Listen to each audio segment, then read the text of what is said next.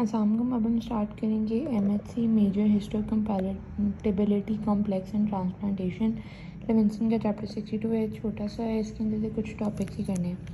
इसमें क्या है, इसमें हम कहते हैं कि मेजर हिस्टोकम्पैटिबिलिटी कॉम्प्लेक्स को हम HLA भी कहते हैं, which is human leukocyte antigen.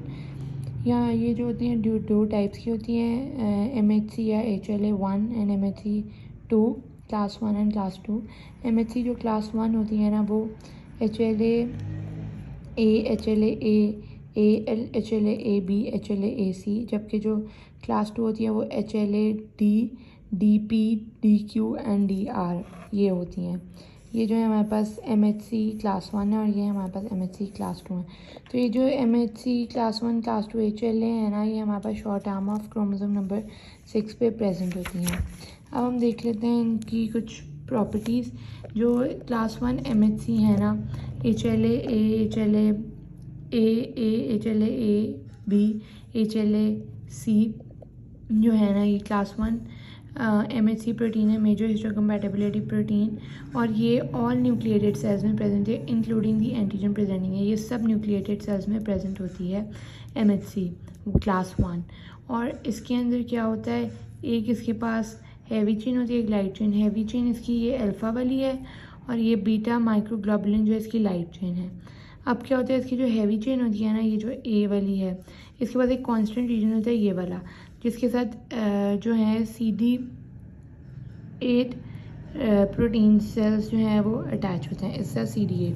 तो क्लास 1 MHC प्रोटीन से क्या देखा कि ये ऑल न्यूक्लिएटेड सेल्स में प्रेजेंट होती हैं।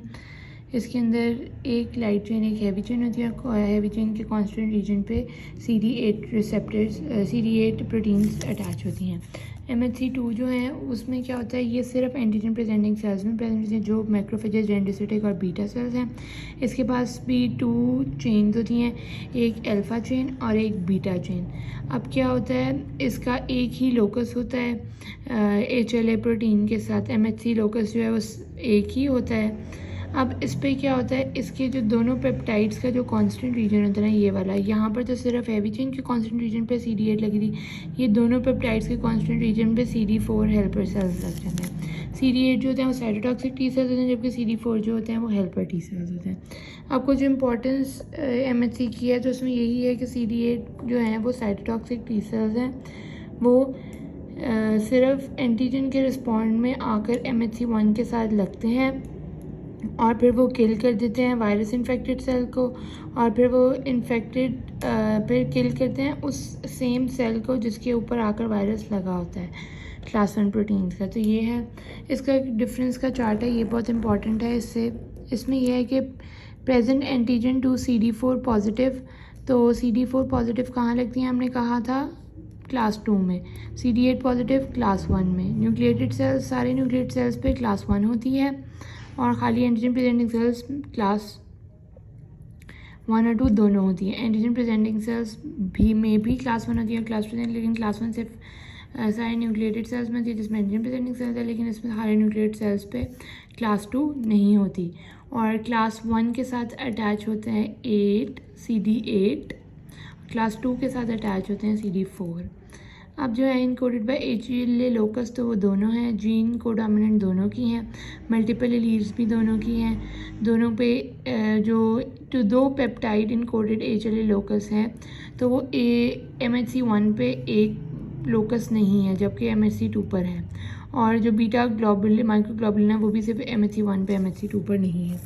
अब ट्रांसप्लांटेशन है, तो उसमें यह है कि ऑटोग्राफ्ट क्या होता है, transfer of individual's own tissue to another side of the body, मतलब कि अपने ही टिश्यू, बॉडी का टिश्यू निकाल के अपनी बॉडी की दूसरी साइड पर लगा देना। जैसे कि अगर हमारे पास हार्ट सर्जरी कोई हो रही है, तो उसमें क्या होता है कि आपकी वेन जो होती है, गेट सेफनेस वेन, जो वेन होती है वो लेग से ली जाती है और वो आपकी हार्ट की वेसल पे अटैच हो जाती है जब ओपन हार्ट सर्जरी हो रही थी। इस तरह साइनेजेनिक ग्राफ्ट क्या होता है, जिसमें कि टिश्यू का ट्रांसफर होता है बिटवीन द आइडेंटिकल ट्विंस हो, लेकिन आइडेंटिकल हो तो उनके उसमें। जीनोग्राफ्ट होता है transfer of tissue between different species, मतलब कि एनिमल्स और ह्यूमंस के दरमियान। और एलोग्राफ्ट है with in the same species, मतलब एक ह्यूमन से दूसरे ह्यूमन में हो तो उसको हम एलोग्राफ्ट कहते हैं। तो ये हमने देख लिया ऑटोग्राफ, जीनोग्राफ्ट, एलोग्राफ्ट, और साइनर्जिक ग्राफ्ट। अब उसके बाद हम ग्राफ्ट होस्ट रिएक्शन देखते हैं। इसमें क्या होता है कि होस्ट जब कोई हम ग्राफ्ट लाते हैं ना, तो ग्राफ्ट जब लेकर आते हैं वो तो इम्यूनो कॉम्पिटेंट, लेकिन जो होस्ट होता है जिसमें ग्राफ्ट आना होता है, कोई ऑर्गन वगैरह ट्रांसप्लांट होना होता है, तो होस्ट जो होता है ना वो इम्यूनो कॉम्प्रोमाइज होता है। तो जब आकर लगता है ना ग्राफ्ट, तो ग्राफ्ट क्या करता है, डिफरेंट रिएक्शन शो करता है जो है वो इम्यूनो कॉम्प्रोमाइज्ड होस्ट के against as foreign protein act करता है और सवेयर ऑर्गन डिसफंक्शन करवा देता है। और फिर क्या होता है, इसी तरह डोनर का जो साइटोटॉक्सिक टी सेल्स है ना, वो बहुत डिस्ट्रॉय करता है रिसिपिएंट सेल को। और इसकी 3 ये होती हैं इस रिएक्शन करवाने के लिए कि ग्राफ्ट को इम्यूनो कॉम्पिटेंट होना चाहिए, रिसिपिएंट को इम्यूनो कॉम्प्रोमाइज होना चाहिए, और रिसिपिएंट के पास जिन्हें लेना होता है उसके पास एंटीजन्स भी होनी चाहिए MHC प्रोटीन, जिसकी वजह से वो रिएक्शन शो कर सके, ऑर्गन फंक्शन डिसफंक्शन वगैरह कर सके। अब इसका रिस्क कम किया जा सकता है बाय डिप्लीटिंग कम टी सेल्स। अगर हम जो हमारे पास ग्राफ्ट है ना उसके टी सेल्स अगर कम कर दें तो इसका ये कम हो जाता है रिस्क, लेकिन उसकी वजह से जो मेलिग्नेंसी इफेक्ट है ना वो भी उसका कम हो जाए, जिसकी वजह से दोबारा डिजीज़ होती हैं। तो दैट्स ऑल, इतना ही होगा MHC में।